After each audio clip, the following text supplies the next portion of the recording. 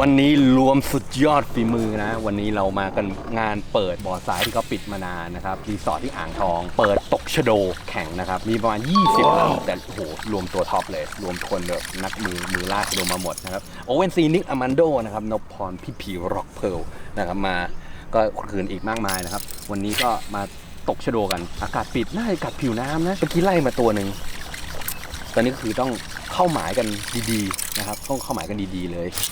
แดดยังไม่ค่อยออกเท่าไหร่นะวันนี้ก็แข่งกัน2วันตอนนี้มันบ่ายโมงครับเริ่มกันบ่ายโมงของวันเสาร์ไปจบกันวันอาทิตย์นะวันอาทิตย์นะครับก็ลำหนึ่งลงได้2คนชโด2ตัวรวมให้ได้เท่าไหร่อ่ะ200 เซน2 เมตรอ่ะคือตัวเล็กไม่ต้องตกอ่ะตกชโดตัวใหญ่มาก2ตัวละเมตรอ่ะเอาให้ได้200ไม่เกิน200คือต้องตีจีบเลยอ่ะคือถ้าตีอย่างงี้คงไม่ได้ ไปอย่างงี้ปลาชะโดมันตัวเล็กเราต้องไปหาจิบกลางน้ำ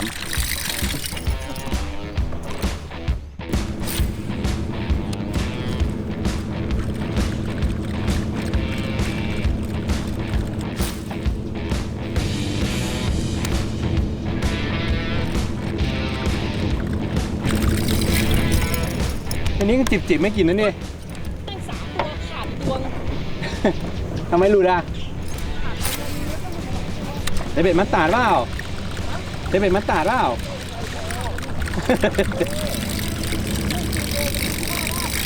เนี่ยมีฝูงหนึ่งขึ้นไม่กินอาจจะต้องเปลี่ยนฝูงแต่แบบเหมือนเราต้องเล่นมันเพราะทุกคนจองฝูงหมดแล้วอะฝูงใครฝูงมันไปแล้วอะไอฝูงเนี่ยขึ้นเยอะมีหลายไซส์ด้วยแต่มันเลือกเหยื่ออยู่เนี่ยแล้วมันระแวงอาจจะไม่กินเลยก็ได้นะเราวัดดวงแล้วอะเรามาเจอฝูงนี้แล้วให้ทำไงนะครับเห็นไหมนิกอามันโดก็อยู่ตรงนู้นคือทุกคนอยู่เป็นจุดๆแล้วอะทุกคนแบบว่าเจอฝูงแล้วอะมีฝูงจิบอยู่ฝูงเนี้ยแต่ถ้ามันกินนะตัวเดียวไม่ได้ต้องขอแล้ว2-3 ตัวจากตรงเนี้ยพี่ด้องพี่พีได้ไปแล้วตัวนิกหลุดไป2-3 ตัวแล้วเนี่ยมันขึ้นอยู่นี่เราใช้เหยื่อตัวยาวเลยนะเพื่อให้เป้ามันชัดขึ้นดำไม่ลึกด้วยไม่กินต้องเปลี่ยนแผนแล้วมั้งนี่เดี๋ยวเราลองเอาเหี้ยมไล่เลาะดูนะครับไล่เลาะดูเรารอฝูงนี้ไม่ได้แล้วมันไม่กัด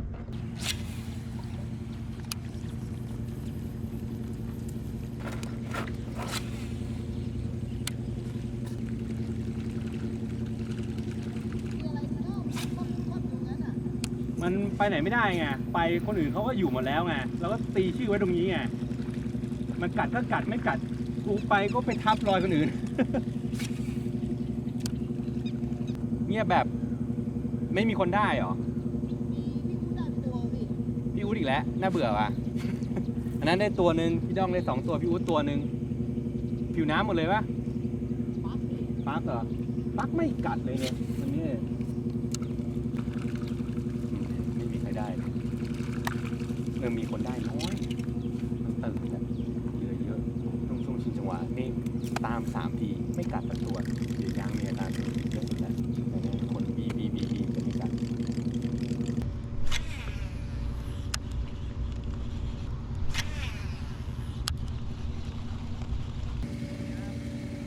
มีแต่ตามอ่ะมันไม่เอามีฝูงเนี่ยขึ้นแต่ไม่กินเลยแถวนี้ไม่มีเลยเนี่ยใช่แต่มันไม่มีนะมีตรงนู้นเนี่ยตีรอบนึงแล้วไม่มีเลยมันต้องขึ้นแบบไอ้ฝูงนั่นแหละดูไล่ลูกปลาโ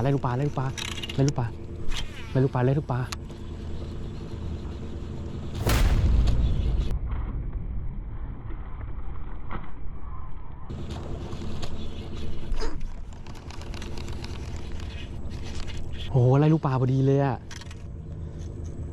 กัดหางขาดไปเลยเสียดายมากเลยอ่ะมันอมไปแล้วอ่ะเราก็คิดว่าได้แล้วเป็นจังหวะที่มันอมลูกปลาการไล่ลูกปลาพอดีจังหวะเรามาเจอมันพอดีอ่ะเสียดาย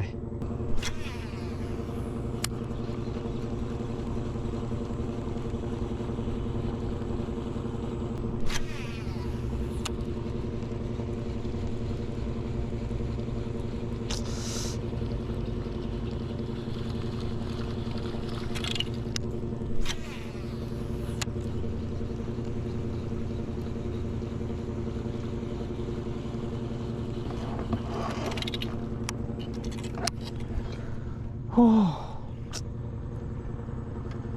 กัน 3-4 ทีไม่ได้ตัว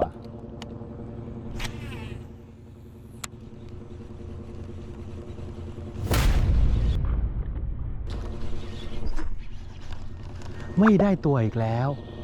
กัดขนาดนี้ไม่ได้ตัวดูดิอมไปทั้งหางเลยอะไม่ได้ตัวมันกินเหยื่อยางแน่เหี้ยมสายวิ่งไปแล้วไม่ได้ตัวสงสัยต้องส่งมากกว่านี้แล้วปกติไม่ค่อยส่งนะชะโดมันงับทั้งตัวแล้วอะมันคือไม่เหมือนปลาช่อนอะอมอะนี่มันแบบมันกัดนับขาดไปเลยอะไรเงี้ยไม่ใหญ่แต่ตอนนี้ต้องเอาก่อนละต้องเอาก่อนละนี่ดูดิ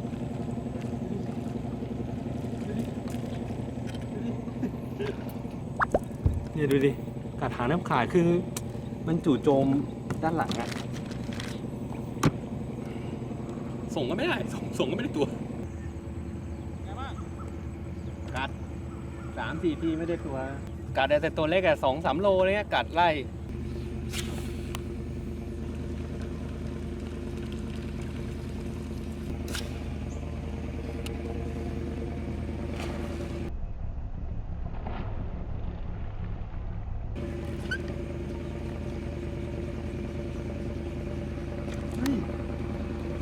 ได้ไปแล้วเนี่ยโอ้กัดเต็มอ่ะกัดเต็มอ่ะโอ้เนี่ยตัวขาดเลยกัดเต็มเบ็ดวัดติดไปแล้วด้วย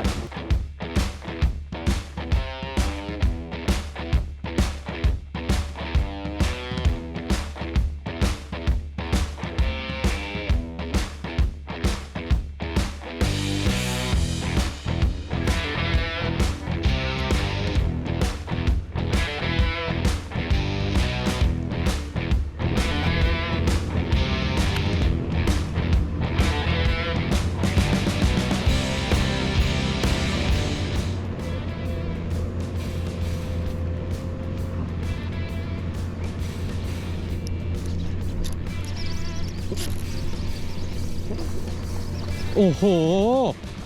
โอ้โหปลานิลกินปั๊ก โอ้โหโอ้ปลานิลโหดปลานิลกินแบรดแอสโอ้ยโหดไปไหน นี่มึงงานชะโดเนี่ย โอ้โห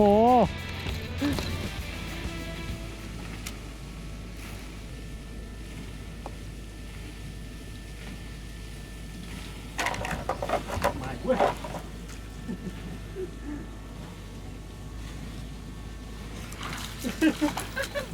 กระสูบเว้ยกระสูบอันนี้กระสูบเว้ยบอกว่าตรงเนี้ยเป็นตรงน้ำไหลปลามันมาแอบอยู่นี่กระสูบตัวหนึ่งกินแบดแอสปลานิลตัวกระสูบตัวกระสูบนี่ปล่อยนะครับแต่ปลานิลนี่อาหารมันเอเลี่ยนอยู่แล้วนะครับ เดี๋ยวเอาไปให้เขากัน โอ้โหคือหมายเนี่ยอย่างที่ผมบอกนะเขาดูดทรายอะนะปลามันมามันรอลูกปลาแต่เนี่ยเราได้นักล่าปลานิลกินแล้วกระสูบกินแล้วเราล้อสุ่มชะโดเพราะว่าตั้งอื่นมันตื่นหมดนะครับแล้วก็ตรงเนี้ยคนนี้ไม่เคยตกบ่อทรายเขาจะไม่รู้ว่าไอ้ตรงเครื่องดังๆเนี่ยมันมีทรายแล้วมันมีแบบว่าพวกแร่ธาตุลูกปลาเล็กมันรวมมีออกซิเจนเนี้ยมันมีปลาล่าเหยื่ออยู่เนี่ยอย่างที่เห็นเลยนะครับอยู่ชะโดแต่ชะโดยังไม่กัดแต่มันมีเราลุ้นกันเรามาเล่นตายบานกันดีกว่าจะได้ปลาช่อนหน่อยดิชะโดอยู่ข้างนอกหมดเอาวิชาสกิปปิ้งมาใช้ตรงนี้แล้ว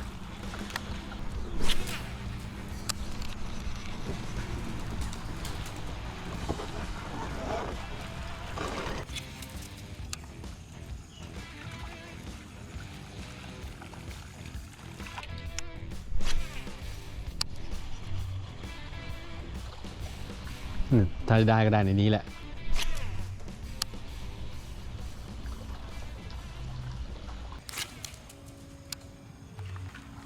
ถ้าได้ก็ได้ในนี้แหละ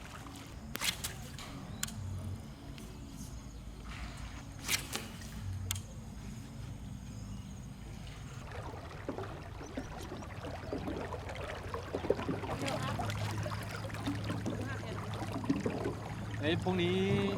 เดี๋ยวเขาก็เอาปลาไปวัดกันนะครับแต่เราเอาพวกเราพอกเราไม่ได้ปลา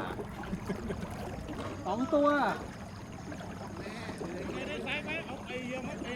ไม่ได้เหี้ยไอ้นี่เลย อะไร อะไรไม่รู้เนี่ย นี่ไงจะสูบอีกตัวหนึ่ง เหี้ยไอ้ ยอมใจแต่ละอย่าง เหี้ยเนี่ยมันอะไปตีของใครไม่รู้มีไหม สกิปปิ้งเหรอพี่ นี่ มา เอาดีครับ เอาตอนนี้เลยเหรอ เดี๋ยวไปเอานะ โอเคครับ ก็หมดวันแล้วนะ วันนี้6โมงเย็นแล้วนะครับ6โมงเย็นแล้วก็จบ นี่ก็เอาปลาเข้ามาวัดกัน แต่เรามันพวกนอกคอก เราไม่ได้ปลา เราได้ตะเพียน ไม่ใช่ปลานิลกับกระสูบนะครับส่วนมากก็ได้ประมาณ 2 ตัวนะครับคือจังหวะแรกจังหวะที่มันเข้าเข้ามาปุ๊บได้เลยมันที่ตอนเช้าเรามีแอคชั่นนะครับแล้วปลามันก็ตื่นนะปลามันเยอะคนมันเยอะเลยตื่นไหนกี่ตัวโชว์หน่อย ขนลุก กี่เซนครับรวมกันเดี๋ยวพี่เดี๋ยวเลยไหนเอาแบบคีบขยับได้ด้วยนะ นี่ครับใครไม่เคยเห็นพี่ทับตัวจริงๆนะค อะ รับ ไรครับ ยอด มาเทียบกันนี่โอ้โหขนลุก เฮ้ยดูรุ่นเขาแข่งปลา3 ประเภทนะ ผมเลือกประเภทเดียวนะได้ปลานิลตัวกระสูบตัว เหลือปลาบึกเดี๋ยวพรุ่งนี้พี่เอาปลาบึกเดี๋ยวโฟไม่ดูนะครับ ตัวนี้ได้วัดความยาวนะครับ ตัวนี้นะโอ้ นิ้วโชว์หน่อยไม่มีสโลว์โชว์ให้เขาดูโชว์ พี่ขาดปลาบึกก็เลยปล่อยเฮ้ยเดี๋ยวตกน้ำอย่ายื่นไปเยอะอย่ายื่นไปเยอะ โดกี่เซนครับ60เท่าไหร่ ที่วัด75 โอ้โห75โอ้ยากนะเนี่ย200 เซนนี่ยากนะเนี่ยโอ้นะครับก็ต้องเอามาวัด2 ตัวให้ได้200นะครับยากมากนี่ขนาดปลาไซส์5มั้งเนี่ย4 กว่า 5ปลาไซส์5ได้แค่75 เซนต้องไซส์7ไซส์8แล้ว2 ตัวผมไซส์8 2 ตัวเลยถึงจะได้เมตร 1นะครับเมตร 2 ตัว200 เซนยากมากนะครับแล้วเดี๋ยวพักผ่อนแล้วพรุ่งนี้เราลุยกันต่อแต่ว่าพรุ่งนี้จะไปหาปลาที่ไหน8 โล 2 ตัว 200 เซนตูดเรือเสร็จแล้วนะครับเช้านี้ไปหาปลากันนะนี่ทุกคนก็มาพร้อมแล้วนะเริ่มแล้วนะครับวันนี้ก็ต้องหา2 ตัว ตอนนี้ที่1นำอยู่ที่80 กว่านะครับตรวจแล้วครับเรือผมไม่มีอะไรให้ตรวจก็มองปุ๊บก็เห็นแล้วเรือเฮียต้องตรวจนานเรือพวกนี้มีช่องเยอะตอนเช้านะเรือผมเซาเทอร์นะครับเซาเทอร์ลำมันเล็กก็เลยตรวจง่ายแล้วเขาห้ามใช้เครื่องด้วยนะครับห้ามใช้เครื่องมันก็เพื่อให้ปลาไม่ตื่นแค่ไม่ใช้เครื่องนี่ก็ตื่นเดี๋ยวตายอยู่แล้วนะครับมอเตอร์ไกด์ปลาแบบคือชโดเป็นนักล่านะครับใครบอกตกบ่อทรายบ่อปิดเงี้ยมันง่ายใช่มาลำ2 ลำมาง่ายแต่เนี่ย400 ไร่ตกกัน20 ลำแหละโอ้ยากมากครับมันตื่นชั่วโมงเดียวมันตื่นเลยนะตอนเช้าเนี่ยโอกาสดีนะครับเราจะมีโอกาสแค่ตอนเช้าเลยที่จะหาปลาคืนนะครับหาปลาคืนมาได้ไม่ใช่ดิเรายังไม่ได้เลยโอเคนะครับวันน้ำที่อยู่85 เซนเขานำเราไปก่อนแล้วเราต้องหา2 ตัวนะครับให้ใกล้200 เซนมากที่สุด let's go แบบแผ่วๆหน่อย อยากไป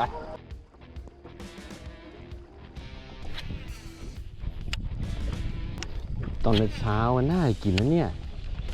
6 โมงไม่กินได้ไง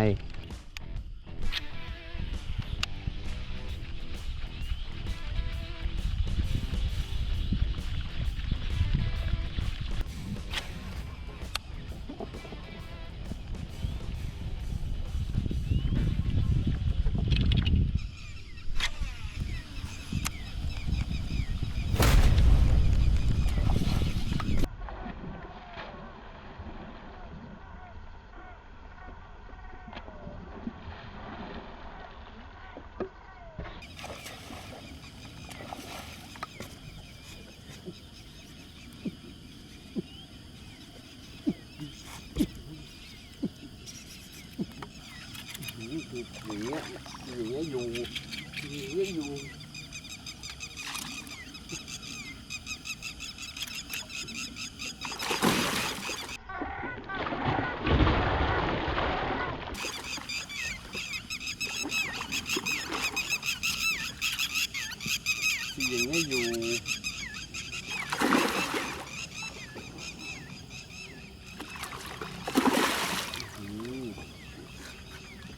่ยทุกคน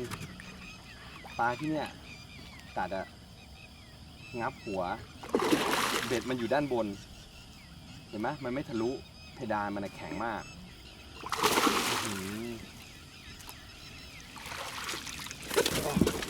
เหตุผลหนึ่งที่เราใช้เหยื่อยางอ่ะเพราะว่ามันลุยหญ้าได้เยอะ แต่ว่ามันมีโอกาสที่จะวัดไม่โดนเพราะว่าเราฝังซ่อนเหยื่อไว้ใช่ไหมแต่ถ้าปลามันกัดแล้วพลิกข้างมันจะโดนข้างแก้มของปลาซึ่งมันจะนิ่มแต่ว่าถ้ามันกัดตรงบางทีโดนเพดานมันนะมันไม่พลิกตัว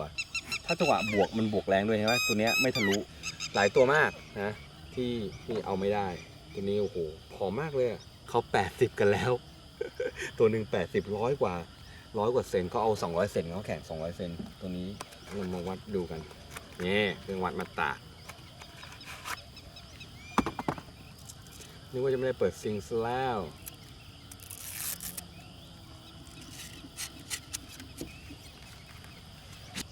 ไอ้ตัวใหญ่ๆอ่ะ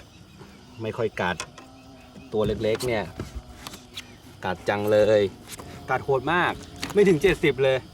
นะอย่างน้อยต้อง70กว่าตัวแรกแต่เรานี่ตัวแรกเราที่ขึ้นมาว่านี่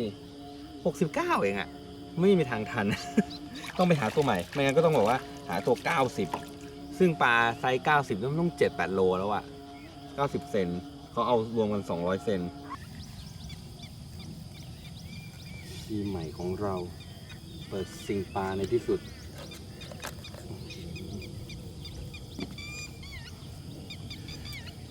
เบ็ดไม่เป็นไรนะครับคมเหมือนเดิมแต่คืออย่างที่บอกคือมันคือจังหวะที่มันกัดแบบ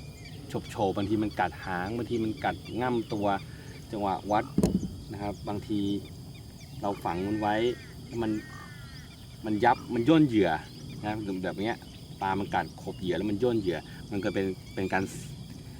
เย็บ เหยื่อซ้ำซ้อนบางทีเลยทำให้คมเบ็ดไม่ออกมาก็เลยหลุดนะครับอยู่ที่จังหวะจริงๆนะอยู่ที่เราดวงซวยด้วยอ่อนด้วย หลายๆอย่างแต่เราก็ได้มาโอเคไปสนุกกันต่อตัวใหม่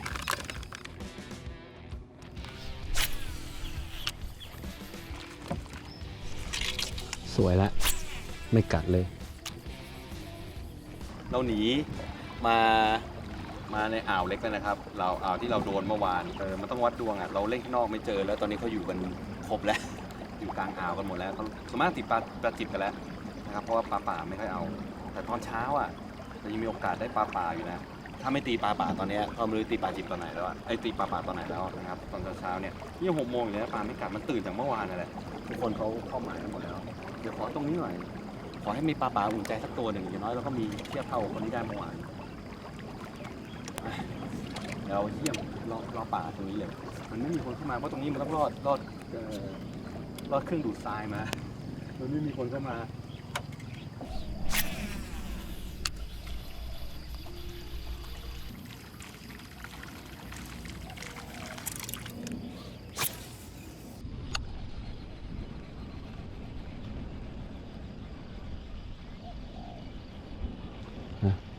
ฝนตกตอนเช้าตกทั้งคืนน่ะน้ำขึ้นด้วยน้ำปิดระดับ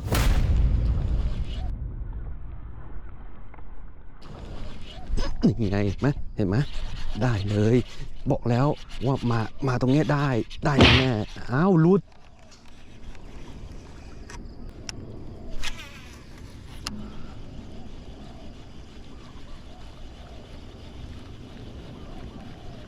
อะไรวะเนี่ยเบ็ดก็เบ็ดใหม่โอ้ยสวยมากอะแต่ตัวไม่ใหญ่ตัวมา2 โลกว่า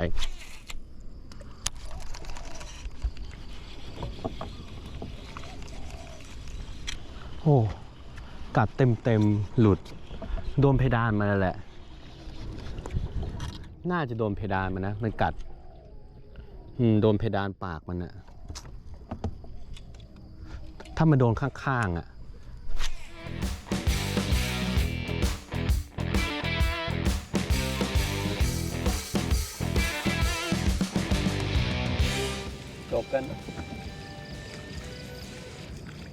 จบแล้วทุกคนป่าเขาตีกันหมดแล้ว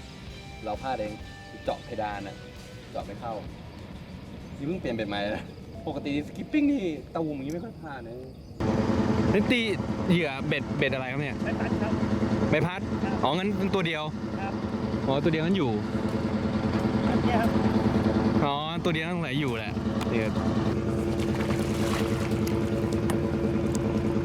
มันมีเบ็ดอันเดียวโทรไม่ได้มีหลายอัน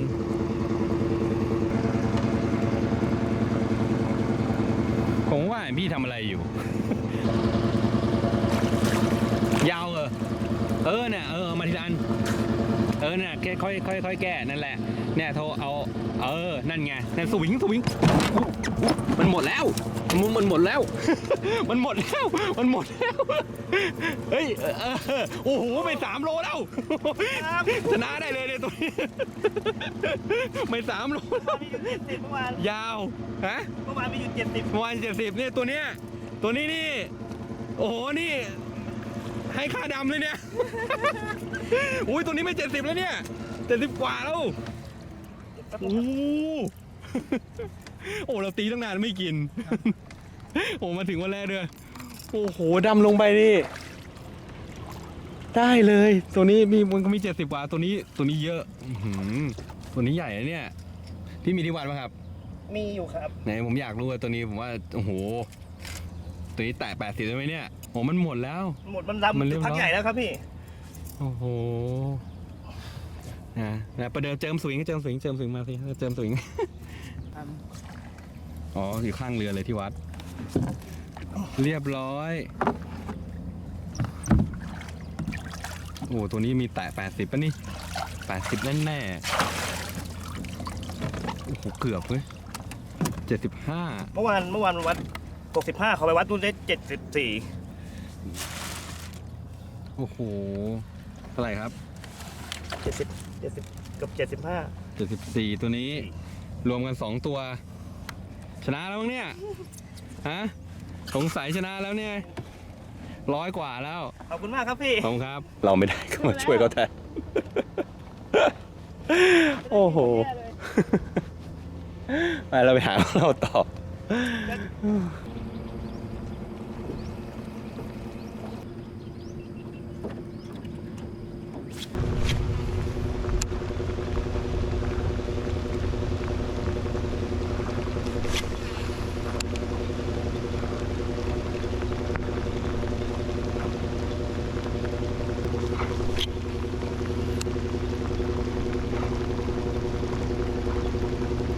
โอ้โห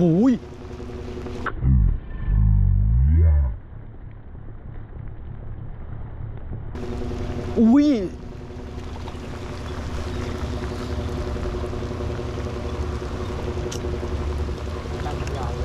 ฮะกัดหางขาดเลยอ่ะ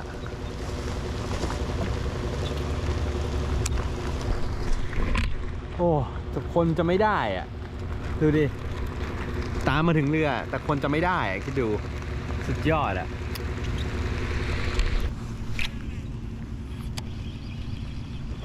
นี่ไงดูดิตกใจมันไม่เอาถ้ามันเอามันกินไปแล้วเมื่อกี้ตัวใหญ่ด้วยมันไม่เอาอ่ะถ้ามันเอาบุ้มไปแล้วเมื่อกี้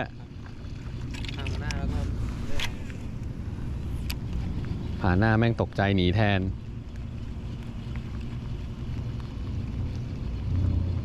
เนี่ยฝั่งนี้ก็มีเนี่ยมันไม่กินไม่กินเห็นไหมมันมีตรงเนี้ยตัวใหญ่ปะใหญ่ปะ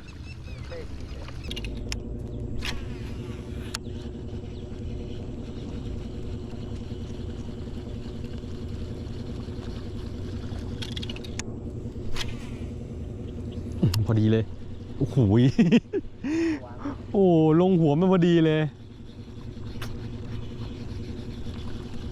ถ้าเลยไปหน่อยนะเนี่ยเลยไปสักนิดนึงโอ้มันไกลสุดแล้วอะเนี่ยปลาอยู่ตรงเนี้ยเยอะ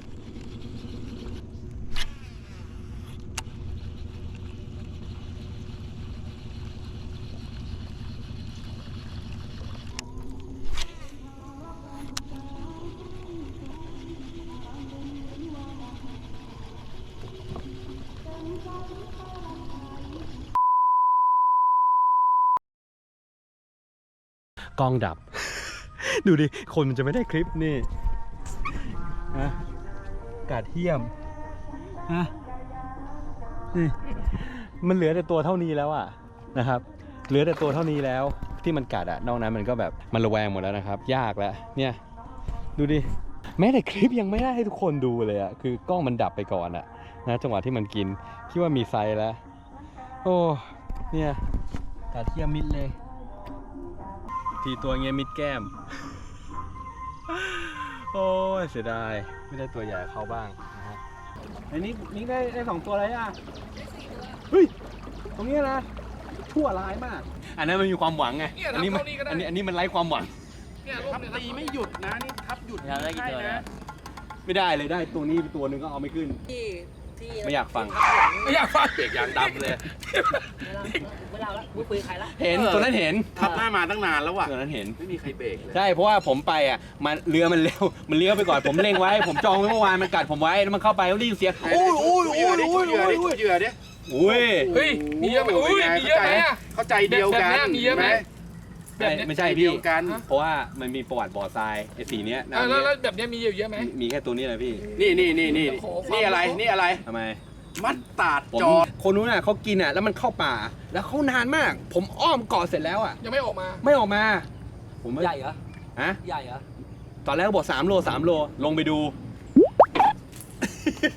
75 คือบอกว่าเฮ้ยพี่นิกมันได้หลายตัวแล้ว ได้ พี่ได้กี่ตัวนะ ไม่ใช่เขามาคนเดียว 75 เซนเหรอ เขาบอกพี่ได้กี่ตัวนะบอกตัวนึงมึงว่าได้กี่ไร70 กว่าเฮ้ยตัวเนี้ยไม่รู้เดี๋ยวดำให้พี่เดี๋ยวนิกมันชนะลงไปดำให้มันเลย ใครลงไปดำให้ นี่ไงสั่งเลย ได้ตัวด้วย ได้ตัวขึ้นมาเอามาค่ายนิก เซฟ เยี่ยมมี เขา แต่ ทำงานกันเป็นระบบว่ะ มีแต่ค มึง น ก็ รั มี ก แต่คนเกลียดขนาดคนเนี้ย อะไรวะเนี่ย กูไม่ได้ทำอะไรเนี่ย กูไม่ได้ทำอะไร เห็นไหมไอตัวที่เราดำช่วยเขาเมื่อกี้มันจะมากดไอ้นิกไว้ ก็เลยว่าตัวนี้แหละมาฆ่านิกอามันโด เฮ้ย อะไร มีแต่คนรัก โอ้โห3เชื่อไหมเท่าไหร่ครับ 7.4 7.4 รวมมาตัวนั้นเป็นเท่าไหร่ครับ เมื่อวานได้ 7.4 เหมือนกันครับ อ๋อ นะครับ144เป็นกะเอาชนะเขาไปเอาปลาคอกมา ประท้วง ประท้วงไม่มีใครเอาปลาคอกมาเลยเนี่ย เอาปลาคอกมาอยู่คนเดียวเนี่ย โชว์กันอีกแล้ว โอ้โห ตาย นี่ช่างเสร็จแล้วปล่อยเลยนะ ไม่มีใครก็สรรเสริญเลยเนี่ย เอาปลาคอกมาคนเดียวเนี่ย คนรังเกียจ ช่างเสร็จแล้วปล่อยเลยนะ ฮะ จริงเลยตีไม่เห็นตีไม่เห็นครับ ต้องยอมเว้ยตัวนี้ฮะ โอ้โห นะครับ วันนี้เราพามาหาแชมป์ปลา2 ตัวนะครับไปแอบนี่แชมป์แม่คอกนี่นะ80%โอ้โหจับมือแสดงความดีใจด้วยนะครับนี่เรือนะครับ โอ้โหเป็นไงประสบการณ์คราวนี้นี่2 สนามรวดนะเนี่ยคนเนี้ย 3 อู้3 สนามรวดด้วย 3 3 สนามรวด ครับ 3 สนามรวดเนี่ยสนามอะไรบ้าง ฮะมีบ่อทราย บ่อทราย แล้วก็ อ๋อนี่นับด้วย มีปาน บ่อทรายนั้นน่ะ อ้าว ที่เขาลืมมาไปแล้วเนี่ย มีปาน อ๋อมีปาน แล้วก็มีที่นี่ มีที่นี่ ใช่ อ๋อ อันนี้ฮะไม่ได้เปรียบครับ อันนี้เป็นคนเช็คหมายก่อน รู้ทุกหลุมรู้ทุกหลุมรู้ว่ามึง ป่าเลย รู้ทุกหลุมโอ้ยินดีด้วย ขอบคุณมากครับขอบคุณมากครับ เราเป็นผู้แพ้ต้องแสดงความยินดี ยินดีไป เดี๋ยวเราอยู่ที่นี่ต่อนะครับ เราจะไปซื้อลำนะเราต้องยินดีกับนิกอามันโดนะครับ อยู่ต่ออยู่ตรงไม่ตกแล้วตกปลา